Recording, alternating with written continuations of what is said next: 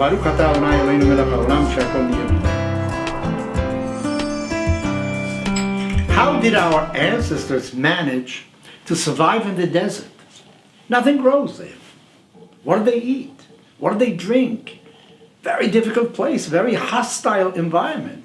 So when they left Egypt, and this is why many didn't want to leave, because where are you going? You're going into a desert where all sorts of dangers lurk at all times. So what are you going to do?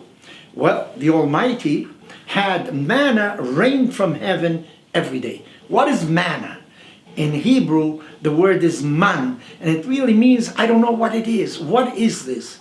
Nobody knew. There was no experience before about it. It seems it came in the morning with the dew, covered by the dew. There was manna in the morning. There was some kind of food stuff. According to our rabbis, if you closed your eyes, you could really sense any taste that you wanted in this extraordinary food. But it had a particular characteristic. You couldn't keep it only 24 hours. After 24 hours, it rotted. So you couldn't really hoard it.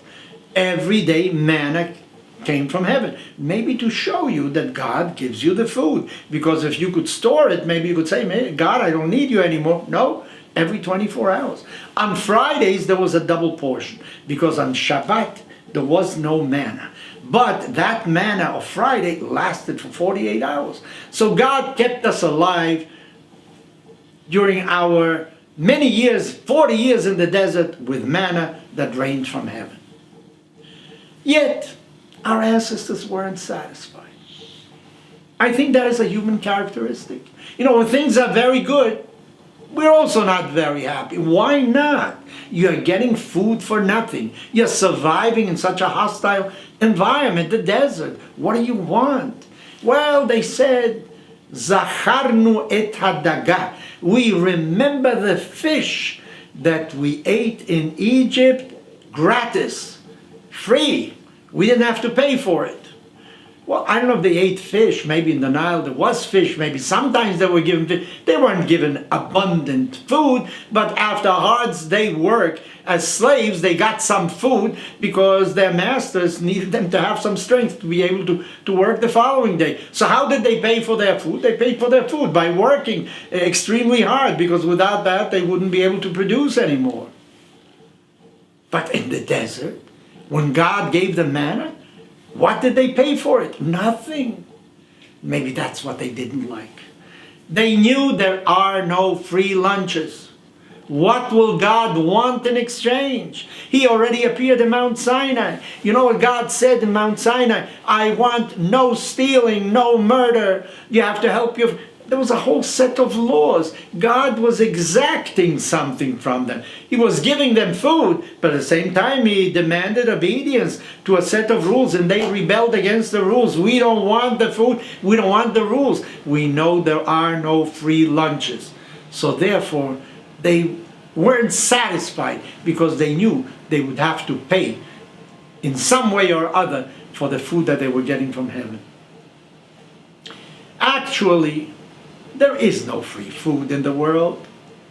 There is, I think, a legend in the United States. There was a guy by the name of Johnny Appleseed that used to go in the Midwest, I don't know exactly where, planting seeds of apple trees.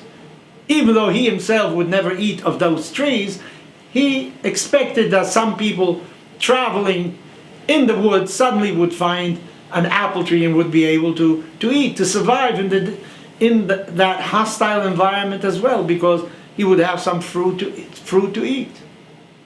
Now think to yourself, how do you get this apple tree?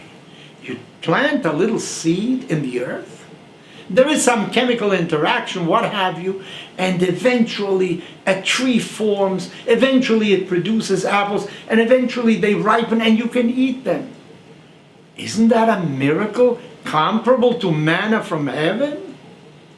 Maybe manna from heaven is very simple, you see it falls down, but it's a whole process that requires God's intervention. Without God, you can't have food from earth anyway. There is no such thing as a free lunch. There's an interaction. God provides you with something, You have to live by certain rules in this world. This is the way it works in social interactions also. With your friends, there is no such thing as one way. You receive and you give, you receive and you give. It is a circle that is in constant motion of interchange from you and your friends. So bear in mind that you have to be thankful for the fact that you wake up in the morning, that you can breathe, that God gives you life. You're getting all the time. Make sure that you give something in return also, because this is the way the world works. You give and you receive, you give and you receive. So therefore, maybe you should be counting your blessings. Know that there is no free lunch, but on the other hand, the payment that you give for that lunch is eventually also in your own benefit as well.